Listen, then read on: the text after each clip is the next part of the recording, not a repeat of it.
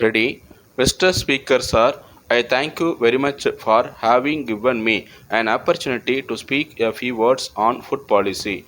I wanted honorable members to take as much time as possible to discuss this most important matter. My colleague, the finance minister, gave a very good account of the situation yesterday and made clear the basic policy of the government. He spoke with authority since he has a great deal to do with the subject. Yet I want to say a few words because recently there has been some confusion in the public mind and many things have been said which appear to me to have no justification at all. I wish to clear the confusion as far as possible. The honorable member who asked me earlier in this session whether there would be a debate on food policy was probably under the impression that some big changes were under consideration. As a matter of fact, a change in policy was neither intended nor suggested. Certain minor changes are certainly contemplated, but they have nothing to do with the basic policy that the government has attempted to follow in future. I am sure the House will realize that during the last few years, the food ministry has had to face very difficult problems. The government and the cabinet have, of course, shared to some extent in carrying the burdens of the food ministry. I am not denying that we have made mistakes, but we have also endeavored to profit by them. It must be considered that the food situation in the country, which was difficult for a long time, has now considerably eased.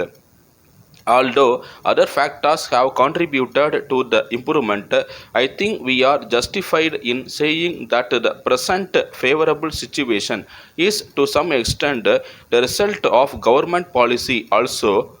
In this connection, I would like to pay my tributes to my colleague, the food minister, who has approached the very difficult and complicated subject of food with an energy and an awareness which I think have produced certain positive results all over the country. In a debate of this kind, it is natural that honorable members should be more concerned with the situation in their particular state or area, and it is right that they should do so. Nevertheless, the most important thing is that we keep in view India and her food problem as a whole, and at the same time remember our basic policy. It is open to the House to discuss our basic policy, but insofar as the government is concerned, there has been no occasion to effect any change in it. And as far as we can see, no such occasion is likely to arise. I can only add that our basic approach will remain unchanged even though the food position is much brighter. The finance minister pointed out the close relationship between the food question and planning.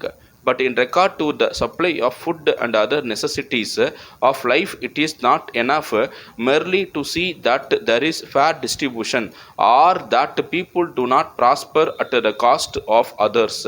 If we do this and no more, our economy will be static. We must also see that we get the best out of our development and planning programs. For instance, if there is a surplus of food in the country, we would naturally like the nation to be fed more adequately, but we must also think beyond the immediate wants and utilize our resources with foresight. With these few words, I conclude my speech. Letter from Messrs. George Brown and Company, Bombay, to Messrs. National Company Limited, Bangalore. Dear Sirs, we thank you very much for your letter dated 10th instant, giving details of the land which you propose to sell to our company. As you are aware, we are the leading company in this part of the country, engaged in the manufacture of latest designs of household furniture. We have got several branches all over the country and in some of the foreign countries also. We intend to expand our business activities in India and in other countries. With this in view, we are on the lookout for a suitable land in the important business area of your city for locating our showroom. We see from your letter that the land you propose to sell is situated in Mahatma Gandhi Road and is acceptable to us.